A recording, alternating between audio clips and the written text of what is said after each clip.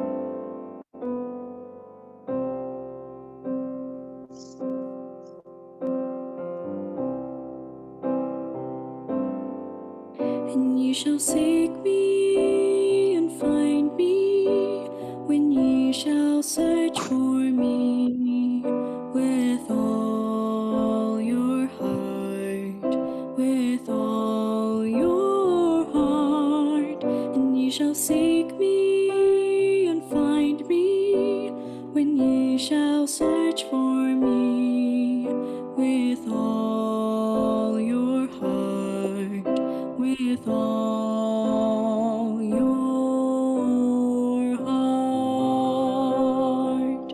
Then shall ye call upon me, and ye shall go and pray unto me, and I will hearken unto you.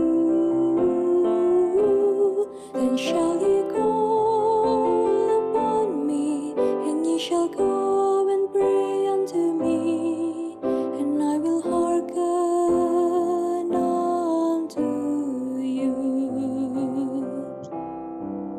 Be still and know that I am God. I will be exalted among the heathen. I will be exalted in the earth.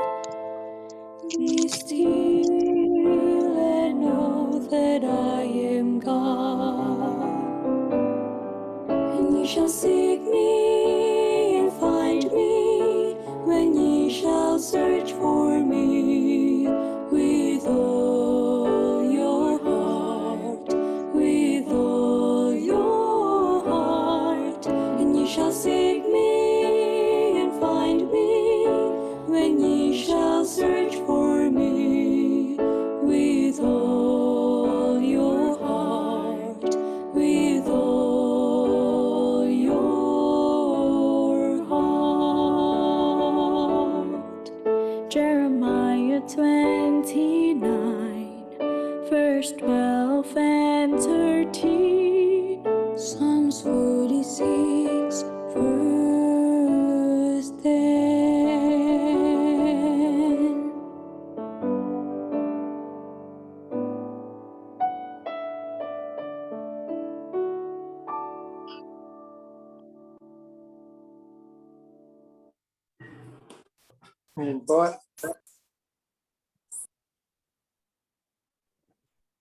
ngayon po, ay mapapakinggan natin si Goldwyn.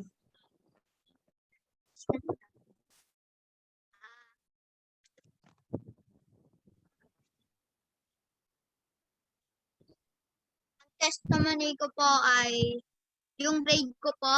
Papasalamat po kay Lord kasi grade ko po ay tumaas. Ngayon lang po nakabawi sa grade 5 sa grade. Papasalamat ako dahil nasama ako sa top at na-bless ako noong sabi ko, Lord, maraming salamat po sa araw-araw at pinakinggan niya na maging matalino at maging malakas. Pinakinggan niya. Ibig sabihin, si Lord ay talagang o tulungin, imalasakit siya. Kahit tayo pasaway dito, nagpapasalamat ako dahil tumaas ang faith ko. Yun lang po. Amen. Amen. Amen. Praise God. Amen. Congratulations. Amen. Ngayon po ay makakarinig na po tayo ng kwento na magbumula kay Lola Dad. O, nandyan ba kayong lahat, mga bata? Sa Isabela, nandyan ba kayo? Opo. Pero na po. Sa Binangonan? Wala sila. Sa Pateros, nakita ko si Goldwyn na. Magandang Present gabi po. sa inyo. Ang kwento ko ngayon ay tungkol sa Noah's flood. Sa Tagalog, ang matinding baha ni Noah. Noah. Alam natin na sina Adan at Eva ay nagkasala. At sila ay hindi na sa hardin ng Eden tumira at sila ay inilayo ng Panginoon doon at nanirahan sila sa lupang binigay ng Panginoon sa kanila. At doon si Adan at Eva ay nagkaroon ng maraming anak. At yung mga anak nila ay nanganak din. At dumami ang tao dito sa mundong ito.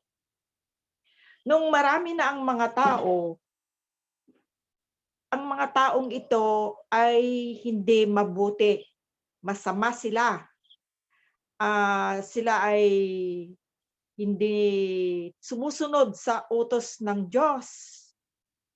Ang iba sa kanila ay violente. Nagpapatayan sila. Pinapatay nila yung gusto nilang patayin. Naglalaban-laban sila. At ang mga tao ay maraming asawa. Hindi sila kontento sa isa lang na asawa. At sila ay nangunguha ng hindi kanila, kaya nagpapatayan sila. Kasi kung gusto nila yung pag-aari ng isang tao, nanakawin nila, kukunin nila ng pwersahan. Kaya napakasama ang mga tao noon. Walang mabait. At ngayon, ang isa pang hindi mabuti, yung kanilang anak, ino-offer nila sa Diyos-Diyusan nila. Ang alam nilang Diyos ay mga rebulto. Kung sila ay magdasal sa kanilang rebulto, yung kanilang anak, papatayin nila para ihandog nila doon sa rebulto. Kaya hindi maganda ang kanilang pamumuhay, napakasama. Nakita ng Panginoon ang ginagawa ng mga tao. Sabi ng Panginoon, napakasama na ang mga taong aking nilalang, sabi ng Panginoon. Hindi niya nagustuhan ang mga gawain nila. Kaya ang Panginoon sabi niya, gusto ko nang alisin lahat ang mga tao sa aking paningin. Kahit wala nang matira dito sa aking nilalang na mundo, sabi niyang ganon. Hindi ko gusto ang mga kasamaan nila. Napakasama na ang mga tao sa nilalang kong mundong ito, sabi niyang ganon. Kaya ang Panginoon ay sabi niya, kailangan mawala na yung mga tao. Mawala na silang lahat. Sabi niya gano'n. Pero nakita niya na may isang tao na mabait. Ito ay si Noah. Si Noah ay laging nagdarasal sa kanya.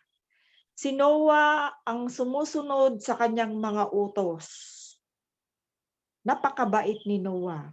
At ang Panginoon ay naawa kay Noah. Sabi niya gano'n. Meron pala isang taong matuwid. Sabi niya gano'n. Kaya ang ginawa ng Panginoon, tinawag niya si Noah. Noah, sabi niya gano'n. Gumawa ka ng isang malaking arka. At ibinigay ng Panginoon ang direksyon kung paano niya gagawin yung malaking arka. Dahil darating ang araw, pag natapos mo itong malaking arka na gagawin, na sinabi kong gawin mo, ang mundong ito ay magkakaroon ng malaking baha. Hindi maintindihan ni Noah ang malaking baha. Paano kaya ang malaking baha, sabi ni Noah sa kanyang sarili?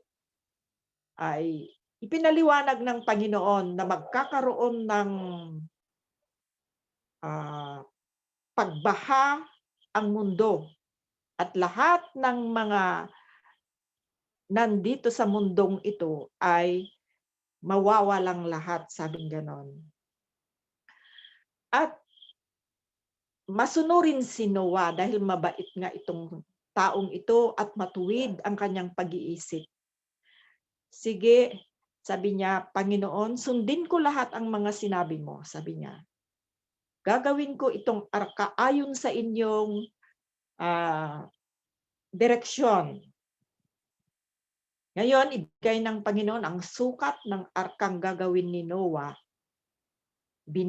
Ang mga kahoy na kanyang gagamitin at lahat-lahat na kanyang direksyon. Kaya inumpisahan ni Noah ang paggawa ng malaking arka. Pero sabi pa ng Panginoon, Noah, sabing ganon, habang ginagawa mo itong arka, kailangang magmensahe ka sa mga tao na magsisi sa kanilang mga kasalanan para sila ay maligtas pagdating ng araw na aking babahain ang buong mundo. Sabing ganon ng Panginoon. Kaya ang ginagawa ni Noah, habang gumagawa ng arka, siya ay nag-eebanghelyo, nagmiministro, nagmemensahe sa mga tao. Sabing ganon, sundin niyo ang mga utos ng Panginoon at magsisi kayo sa inyong mga kasalanan. Dahil darating ang araw na babahain ng Panginoon ang buong mundo, sabi ni Noah. Nakinig naman yung mga raming tao, nakikinig sila.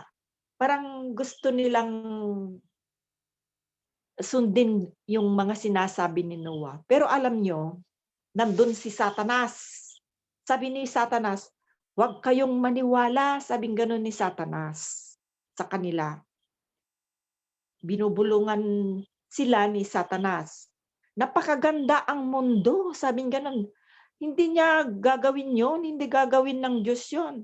Ang daming nung araw kasi, maganda pa ang mundo, wala pa kasi yung bahang malaki. Ang mga puno noon ay nagbubunga ng maraming prutas kasi ang mundo noon hindi pa nabaha, ay napakaganda ang klase ng lupa. Kaya maraming tumutubong iba't ibang uri ng puno na nagbibigay ng masasarap na prutas. Hindi kagaya ngayon. Ngayon ay hindi na masyadong kagaya noon. At alam nyo, ang mga ginto, mga diamante, jasper, mga batong mamahalin ngayon, nagkalat lamang. Nagkalat noon. Kasi wala pa yung malaking baha. Kaya sabi ni Satanas, hindi niya gagawin yun. Sayang yung mga diamante, yung mga ginto, yung mga punong ginawa ng Diyos. Sabi niya lang yon, sabing ganon ni Satanas. Naniwala naman yung mga tao sa bulong ng dyablo. Kasi ganyan ang dyablo, kahit ngayon binubulungan kayo. kahit ngayon ginagawa niya sa atin yan, na bubulungan tayo ng hindi naman totoo. Kaya yung mga tao, imbes na makinig kay Noah, sabi nila, hindi totoo yan. Paano kung mawala yung mga gold, mawala yung mga diamante, sayang naman mga yon. Kung hindi yung mga punong nagbubunga ng masasarap na prutas, sayang naman yun. Kung kung babahain ang mundo, sabi ng nila, sayang din mga yon.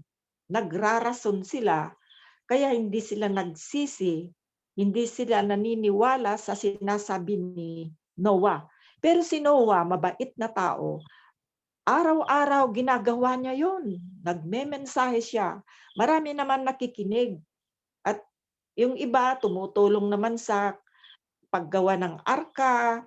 Kaya kung may panahon si Noah, nagmemensahe siya, at sinasabi niya yung mga sinasabi ng Panginoon sa kanya.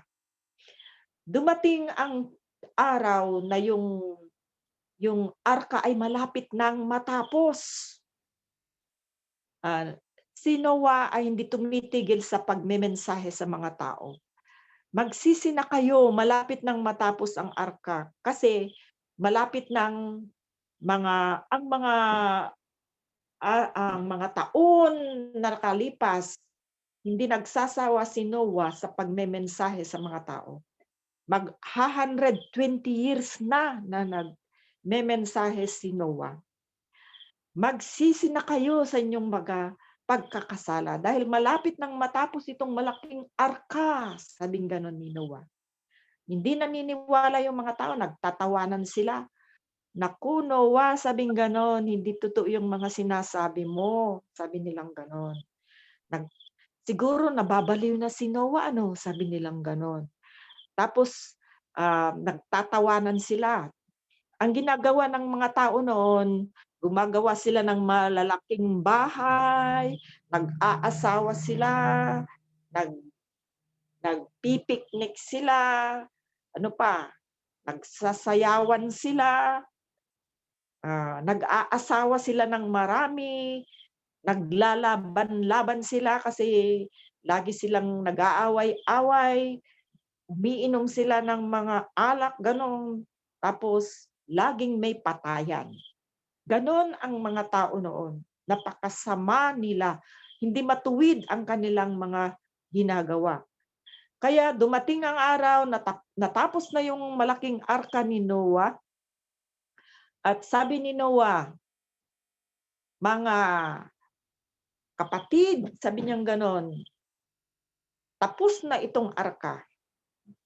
At malapit nang magsasara ang pag-iimbita ng Panginoon sa inyong lahat. Sabi niyang ganon. Darating na ang araw na hindi na kayo tatawagin ng Panginoon. Darating ang araw na ang Panginoon ay magsasara ang kanyang awa sa inyo. Kaya pakinggan niyo ako, sabi ni Noah. Magsisi na kayo. At lalo silang nagtawanan. Naku, Noah, paano? Anong ibig mong sabihin, Noah?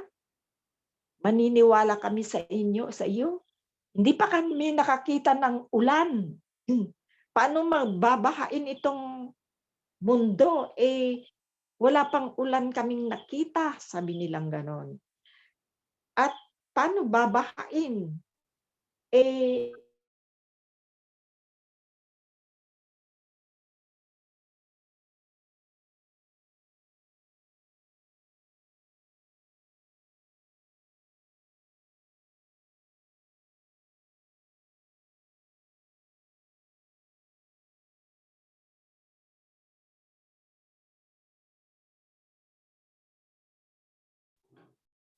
Hello?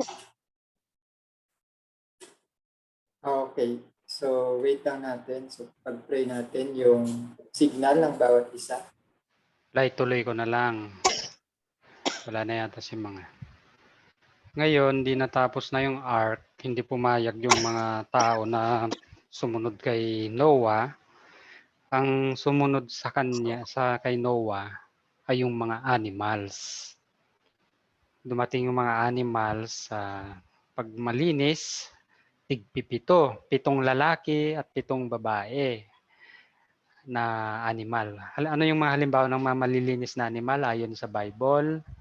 Kagaya ng kambing, kalabaw, baka, manok, tupa. Ayan, tig-7. Pag marurumi naman, tig-ilan? Sabi ng Bible, tig-2 lang. Kaya 2 baboy, 2 kuneho, at marami pang iba. 2 kabayo, pares-pares. Pati rin mga ibon at mga malilit at malalaking animals ay pumasok sa arka. Yung mga tao, hindi pa rin sila namangha dahil may milagro na nangyayari. Biruin nyo, yung mga animals, nagmamarcha na parang wala namang nagga-guide sa kanila. Parang may isip sila. Pero ang totoo niyan, may mga angels na hindi nakikita na nag-uutos sa mga animals na pumasok diyan. Kaya yung mga tao talaga matitigas ng ulo. Hanggang sa nagsara na yung ark at dumating yung napakalaking baha na sumira sa buong mundo. Kaya ang mundo nasira na simula noon dahil sa napakalaking baha na ayon sa spirit of prophecy, yung lupa daw nagbukas tapos bumulwak diyan yung mga malalakas na tubig. Iba pa yung galing sa langit. Yung mga tubig sa ilalim ng lupa ay binuksan ng Diyos. Yan na yung mga Grand Canyon ngayon sa Amerika. Sabi ni Ellen White, nakita niya sa vision niya. Yan yung mga Grand Canyon na pinagmulan ng mga tubig na yan na sumira sa mundo. Pero sina Noah ay naligtas. At sa bandang huli, natapos na yung baha at lumabas na sila sa ark. Saka nagbigay ng Diyos ng rainbow na sabi ng Diyos, pag nakita ko yung rainbow na ito at nakita nyo rin, ibig sabihin yan, hindi ko nasisirain ng mundo sa pamamagitan ng baha. Kaya pag kayo nakakita ng rainbow, anong ibig sabihin nun? Hindi na kailanman darating ang baha kasi yun yung promise ng Diyos. Kaya simula kay Noah, dumami ulit ang mga tao. At doon nagumpisa na kumain na rin ang tao ng karne ng mga hayop. Kasi dati hindi sila kumakain noon.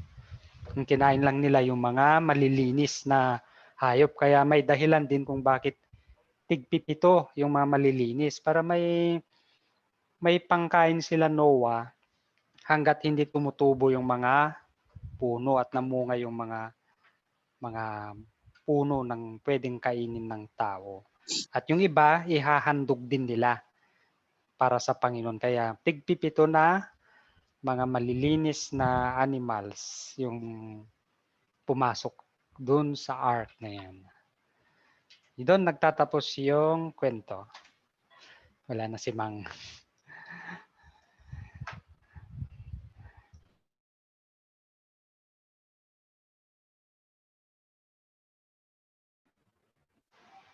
Dwayne, ikaw na. Okay, sige. Thank you for sa story. And ngayon po ay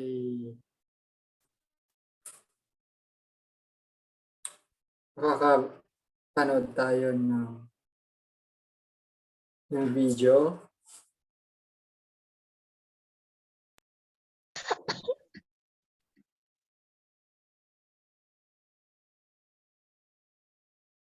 So si John Wycliffe po.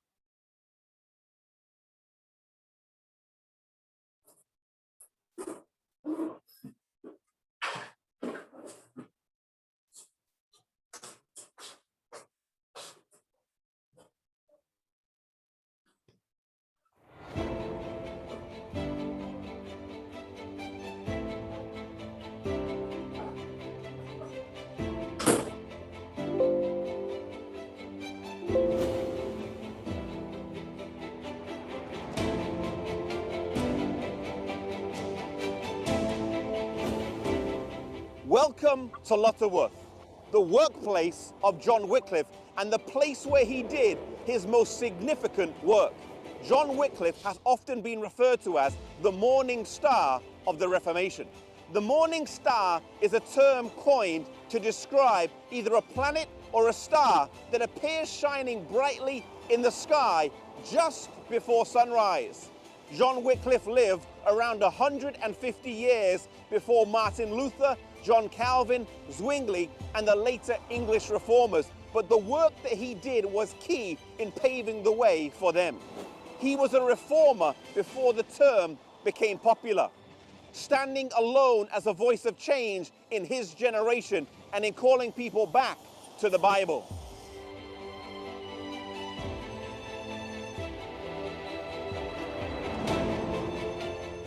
Educated at Oxford University, he was a scholar and an unrivaled debater. It was whilst he was a student that he first incurred the displeasure of Rome in denouncing the friars and their lazy lifestyle. He was a champion of civil and religious liberty. And John Wycliffe was the first in his era who coined the term Antichrist in reference to Rome. The Archbishop of Canterbury received from Rome a papal bull to investigate the writings of John Wycliffe. But due to his standing at Oxford University and the goodwill he had amongst the people, this was never followed through. Perhaps a key event that helped John Wycliffe was the papal schism of 1378, where there were two popes that each claimed to be the right pope.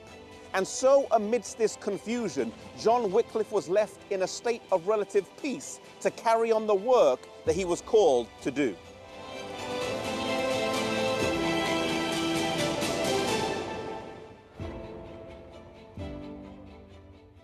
John Wycliffe was a great believer in the ministry of preaching. He trained men who were known as the Lollards and sent them out all over the country preaching the gospel. But his greatest achievement was the translation of the Bible. Today, we might not grasp the gravity of this, but back then, to read the Bible in the language of the people, as opposed to the Latin, was seen as heresy, something that was forbidden and viewed as dangerous. A church leader in Wycliffe's day, commenting on his translation, said these words, "And so the gospel pearl is thrown before swine and trodden underfoot, and that which used to be so dear to both clergy and laity has become a joke, and this precious gem of the clergy has been turned into the sport of the laity." Wycliffe, though, declared plainly, Christ and his apostles taught the people in the language best known to them. It is certain that the truth of the Christian faith becomes more evident the more the faith is known. Therefore, the doctrine should not only be in Latin, but in the common tongue.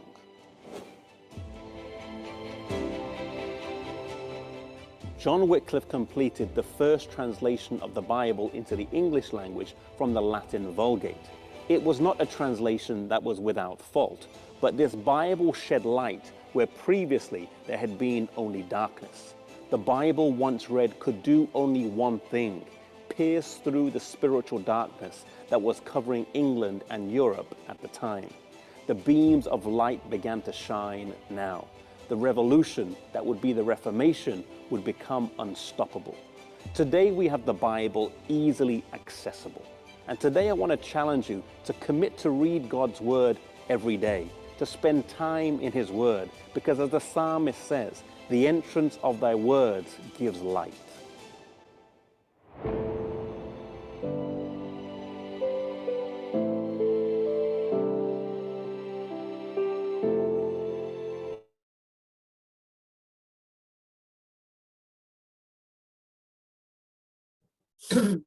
So, yun po yung history ni John Wycliffe.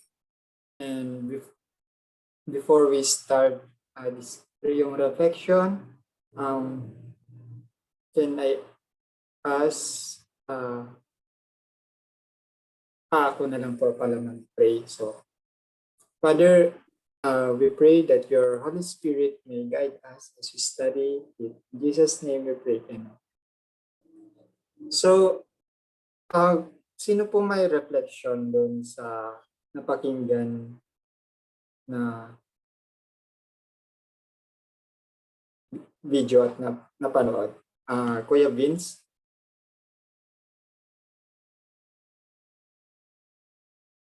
Yan si John Wycliffe. Siya yung morning star nga ano. Si John Wycliffe ay isang based dun sa video, influential, matalinong tao na yung talino niya, yung understanding niya ay ginamit niya para sa isang napakahalagang gawain. Na yun yung imulat yung tao sa liwanag. Nabuhay siya 150 years before yung Reformation. Pero doon natin, ang reflection ko dito, doon ko makikita na ang work of Reformation ay gawain ng Panginoon talaga. Kasi nag-umpisa pa sa panahon ni Wycliffe yan sa England. At gamit kung ano yung mga resources na meron lang sila noon. Actually sa kanya, Latin yung mga Bible nila noon, pero naiintindihan niya at naisipan pa niya na i-translate yun, na yun pala, yung gawain na yun, pati yung kanyang reaction against dun sa mga yung mga corruption na nakikita niya nung panahon niya dun sa existing na church na kinabibilangan niya rin that time ay mag-e-echo ulit after 150 years. Yan yung kasaysayan ni John Wycliffe na mahalaga. Na siguro naging inspiration nito nila John Huss, mga sumunod kay na John Huss, sila Martin Luther, Calvin, mga yan. At mayroon pa akong parang nalaman din na kwento patungkol kay John Wycliffe na hindi yata siya na persecute yung kanyang kwento, hindi siya namatay dahil sa persecution na kagaya ng mga ibang mga reformers, pero after na namatay siya sa ordinary na kamatayan, after 40 years yata, inutos nung isang mataas na official ng Roman Church that time na hukayin yung buto ni John Wycliffe. Tapos itatapon dun sa susunugin. Pinahukay nila yon, tapos sinunog at ipinatapon sa isang river. Yung kwan na yun, yung mga ashes ng kanyang mga buto na yon. At nakita after that, after nung Reformation, may isang writer, isang manunula na nakita niya yung parang magandang tema nung pagkalat ng ashes ni John Wycliffe. Parang ininterpret na ganito. Yung kanyang ashes ay kagaya din ng kanyang inumpisahan na Reformation that time, o yung mga katuruan. Nagumpisa sa river na yan, pumunta sa mga mas malalaking river, pumunta sa mga dagat at hanggang sa kumalat yung mga ashes na yun dun sa mga karagatan. Parang analogy nun ay yung kanyang mensahe, parang yung ashes din na kumalat sa buong mundo. Dahil nga, yung kanyang gawain ay gawain ng Panginoon. Hindi kayang pigilan ng tao. Yan lamang din yung aking reflection. Thank you, Kuya. So, totoo yun na yung pagsulat niya ng Bible, mano-mano, I think is napakalaki. Hindi compared sa atin na may cellphone na tayo ganyan, sa Bible. So, meron pa ulit si Uncle Butch kung ano yung reflection niyo po sa video. Ngayon ko lang narinig yung story ni John Wycliffe. Yes po. I think importante palang nalaman natin na yan kasi diyan nag-umpisa ang pag-translate ng Bible from the Latin So he can be considered as a hero for doing this, and more like we can consider him as a disciple of God for being an instrument of spreading the good news. Because if not for him, we will not be able to have, you know, the message interpreted. Kumbaga, it would have been different if not for him. So, like Vincent said, that the ashes that was spread, the analogy is really correct, because from him, it spread throughout the world, uh, the word of God. So I think he's it's good to know that this person, from the perspective of God's message, that we owe him something. We owe him that much. For now, we are, have this understanding. So that's the only thing I can say based on this video. Thank you po. Yes po, tunay nga yung mga pioneers natin ay malaki yung naiambag nila sa ating present na kalaman, both spiritually. And lalo na rin yung sa mga technology na nagagamit natin. So anyone else? Tita Grace?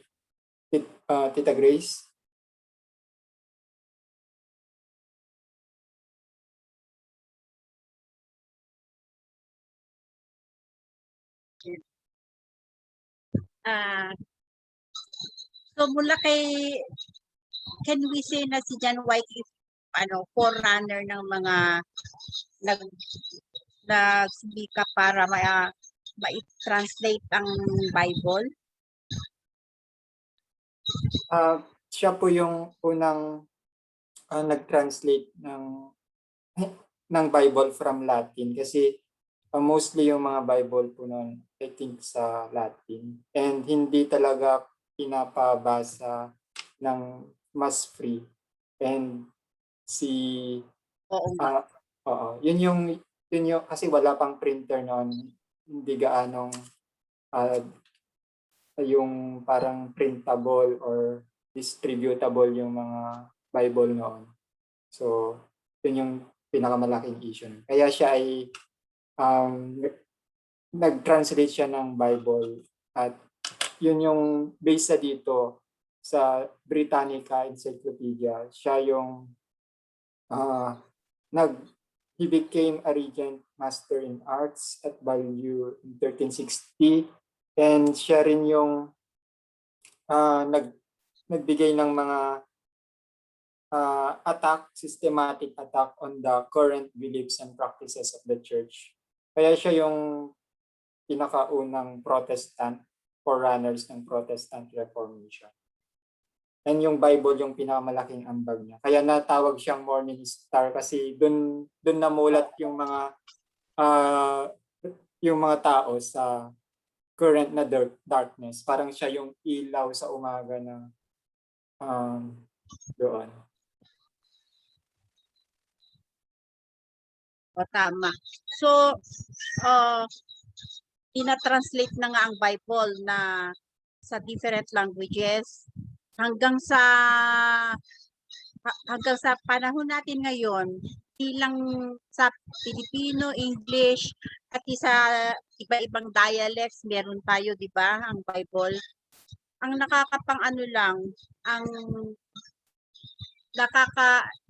what is sad, available na sa atin ang translation ng Bible sa dialect natin, sa language natin, pero marami ang hindi pa rin, yung bang parang, pati ako minsan, yung pagbabasa ko ng Bible, pahapyaw-hapyaw. Parang, and what's more nakakalungkot, ang mga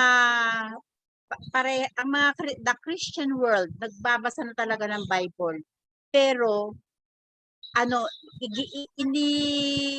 iniikot pa rin ni Satan, gumagawa pa rin siya ng paraan para ang mga tao hindi kumpletong intindihin ang sinasabi ng Bible, di ba? Ang daming Kristiyano na nagbabasa ng Bible,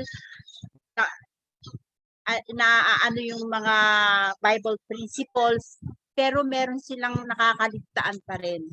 So, I believe na ang may kagagawan nun, yung ng minds ng tao para hindi buo yung kanilang pag-intindi ay si Satan.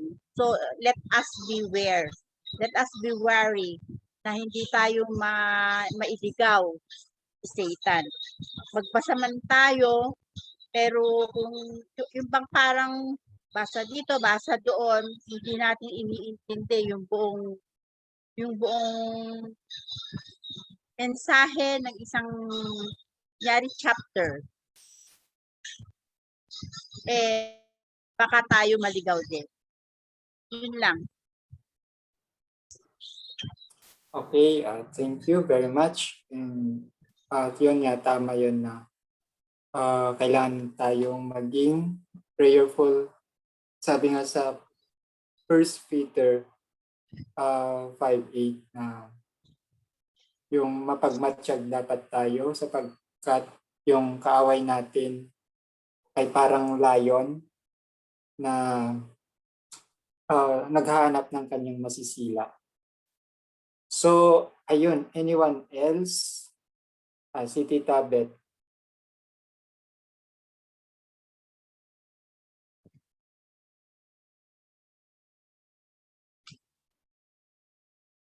Okay.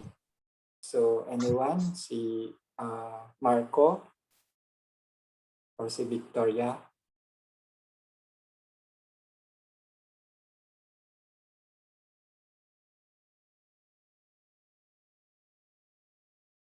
So, kung wala na po ay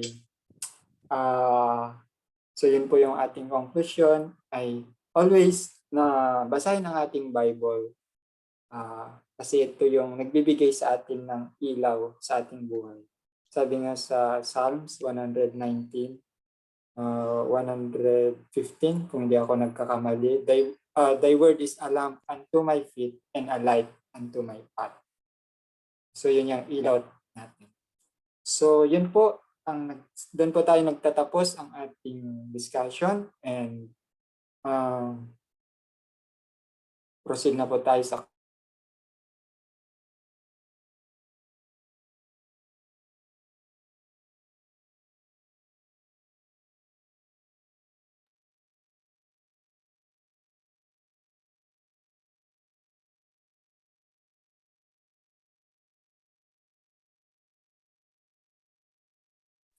turn your eyes upon Jesus.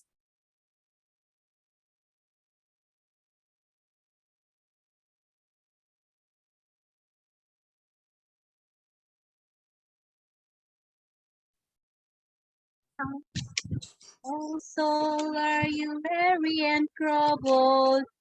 Light in the darkness you see. There's light for a look at the Savior, and life more abundant.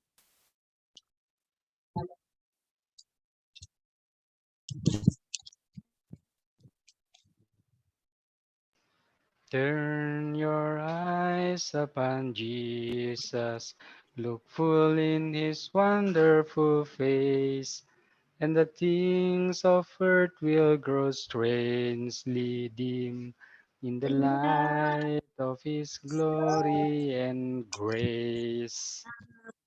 Amen. So let's behold Jesus Christ always. So closing prayer, Tita Beth.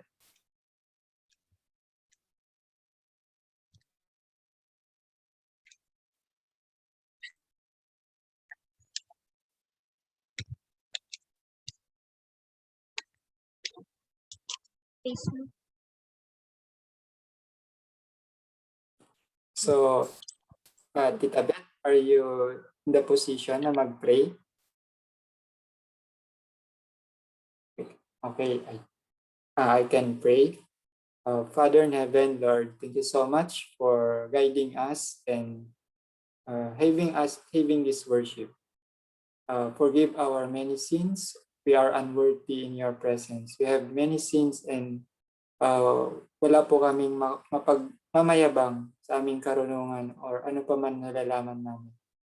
Panginoong Diyos, sana ang inyong banal na Espiritu ay sumaamin. Naway, iligtas niyo po kami sa anumang sakit at bigyan niyo po ng magandang kalusugan ang bawat miyembro ng aming pamilya. Meron man dito or wala po sa ngayon. Panginoong Diyos, ay sana po ay tulungan po nawa kami at ito po ang samot hiling namin sa pangalan ni Jesus. Amen. Okay, so God bless. So may konting yung announcement lang po ako. So ayun, sorry.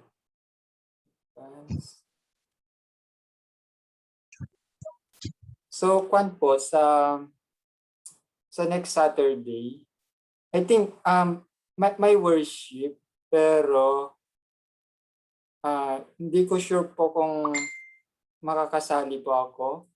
And kung wala po ako, meron naman sina Kuya Vince dito. So pwede kayo at sina Del Butch, ganyan. Pwede po kayong mag-worship na lang po. Kasi sa Saturday ay may program ang General Conference. Actually sa May 19 to 24. And kung makasali po kayo ay mas okay po. Camp meeting yan, Dwayne? Zoom Yun din? yung camp meeting. Zoom din ba? I think Zoom. Hindi ko pa sure. Pero parang kwan siya. Parang kwan siya eh. Virtual. Yung ano po? Hindi siya actually Zoom pero Webinar. Parang ganun. hindi. Parang yung papakita ko yung parang Zoom siya pero mas iba, mas larger yung context niya. Meaning pag gustong sumali doon, Oo, may click lang din kami na oo. Share ko sana tong kwanto kaso parang hindi ko ma-share eh. Papakita. Pero anong time yon? Yung time ng worship din, yung schedule natin? 19 to 24. May 19 to 24. Yung schedule niya, I think sa amin kasi yung continuous, may part ako doon. So pero pwede kayong sali kung anong time yung pwede sa inyo. Ito yung registration. Free ito. For yung purpose nito is yung outpouring of the Holy Spirit and parang fellowship around the globe. So ito Adventist Virtual Global Camp Meeting. So May 19 to 23. So andito yung goal niya. Mamaya po isend ko yung link sa inyo. And dito lang po kung paano mag-register. Kailangan pong mag-register dito kasi may kailangan nila yung capacity kung ilan yung mag-attend. Si kwanto, virtual. So pag mag-register lang po, so that yung pangalan, yung email, yung country, ganun po. At isa-select lang po yung yung name. Tapos check. Tapos register. And may makikita po kayo sa email ninyo kung saan yun. Sige. Send mo na lang yan sa link. Sige. Desisyonan natin kung ano yung maganda. Kasi program to ng General Conference pala. Yes.